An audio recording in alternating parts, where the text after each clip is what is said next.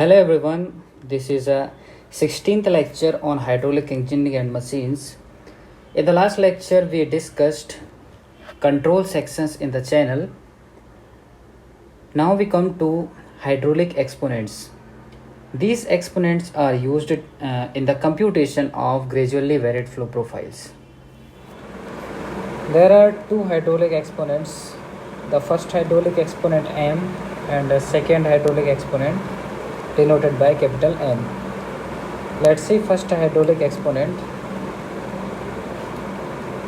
In many computations involving a wide range of depths in a channel, like gradually varied flow computations, it is convenient to express the variation of Z with Y in an exponential form. As we know, in gradually varied flow problems, we deal with the wide range of depth. We know what is gradually varied flow. In case of gradually varied flow, the depth of flow changes gradually over a large length of channel. So in this case, we deal with a wide range of depths. Okay. It is found convenient to express the Z, that is the section factor, in terms of Y in an exponential form.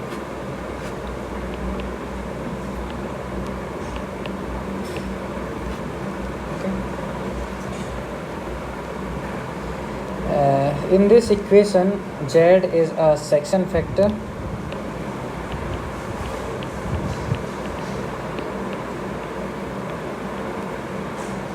The actual expression of section factor is A root over A upon T. Okay.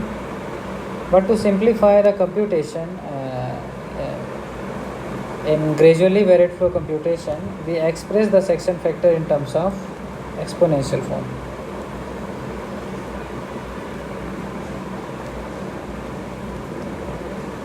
In this equation, Z is section factor, C1 is a coefficient, M is an exponent which is called first hydraulic exponent.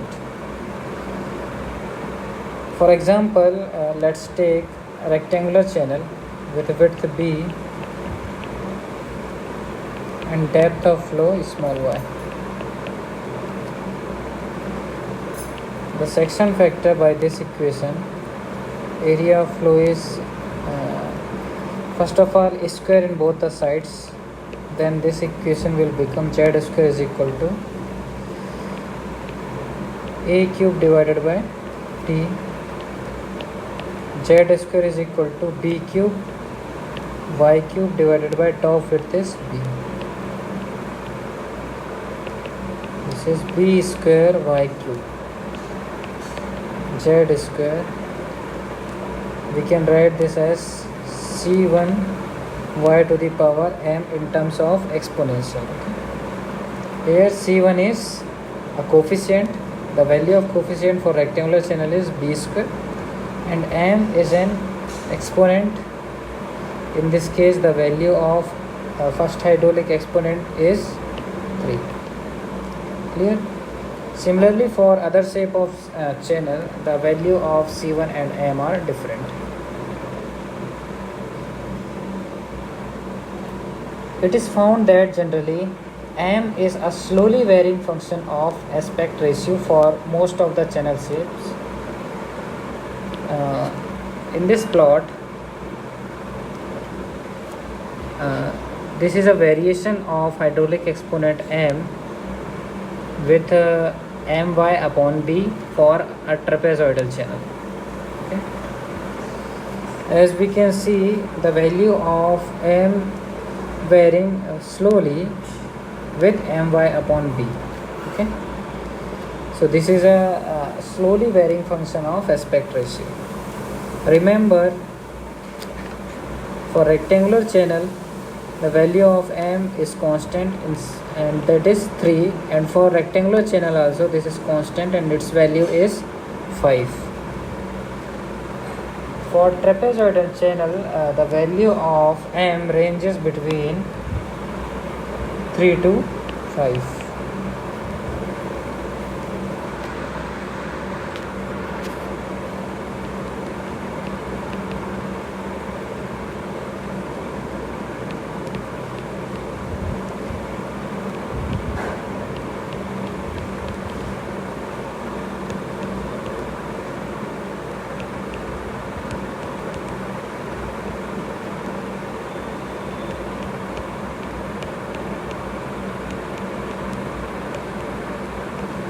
Now let's see an approximate expression for the first hydraulic exponent m. As we know, m is a slowly varying function of depth of flow. So in order to derive the approximate expression, we assume that the exponential m is independent of depth of flow, that is y. Clear? The section factor we can express as z square is equal to aq upon t, and in exponential form c1 y to the power capital M.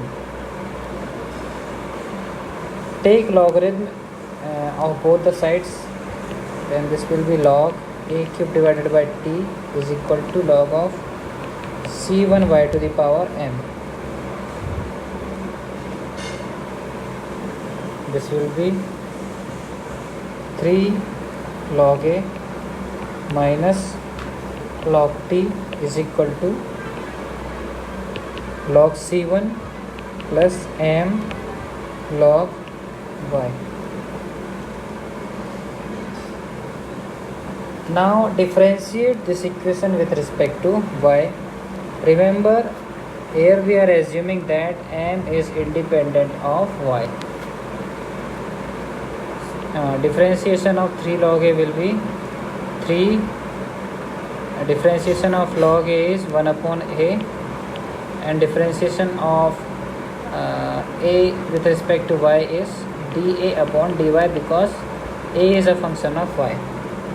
In similar way, differentiation of log t is 1 upon t dt upon dy.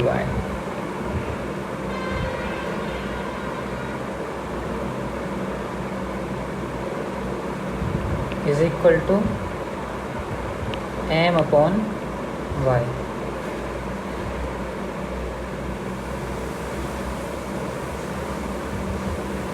On rearranging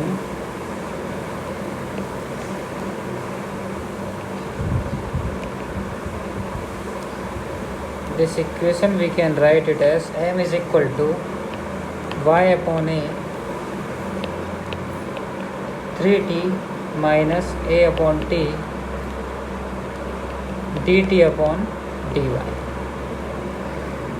Here dA upon dy is replaced by capital T. We know d upon dy is nothing but top width.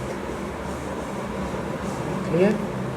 By using this equation, we can find the approximate value of first hydraulic exponent m for any channel. Okay.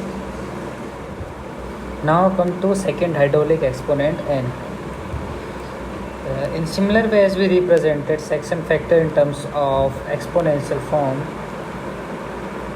the conveyance of the channel, that is capital K, we can represent in exponential form as c2 y to the power capital N, where K is a conveyance of channel, c2 is a coefficient, N is an exponent which is called second hydraulic exponent, and as the m is a slowly varying function of the aspect ratio of the channel, in similar way capital N is also a slowly varying function of aspect ratio of the channel. This figure represents the variation of capital N with respect to y upon b. This is a plot for rectangular channel. We know for rectangular channel m is equal to 0. That is the side slope of the channel.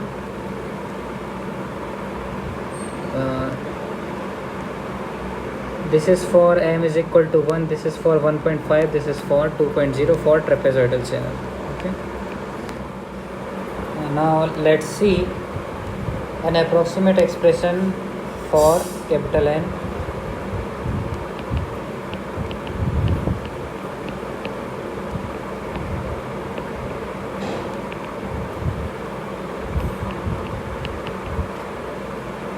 The conveyance of the channel we can express as 1 upon n square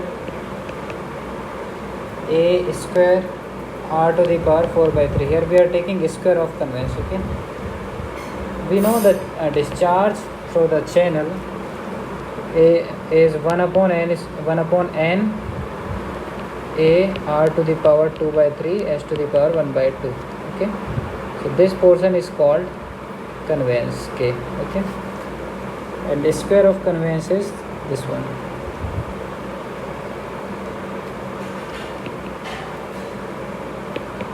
One upon n square a to the power 10 by 3 p to the power minus 4 by 3.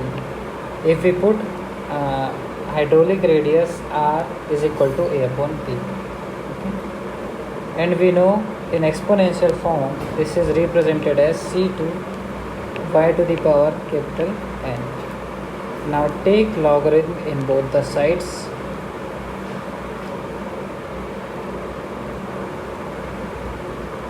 Then this equation will become log 1 by n square plus 10 by 3 log a minus 4 by 3 log p is equal to log c2 and log y.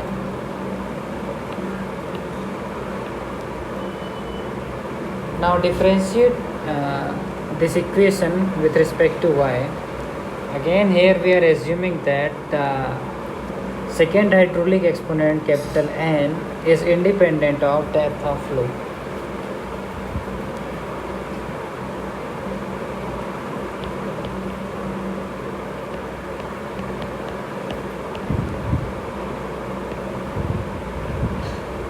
Minus 4 by 3 dp upon dy divided by p is equal to n upon y. Okay, after differentiation we will get this equation.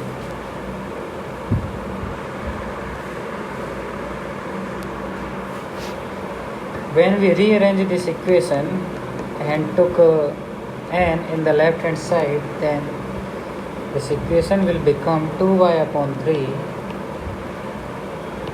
5t upon a minus 2 dp upon dy divided by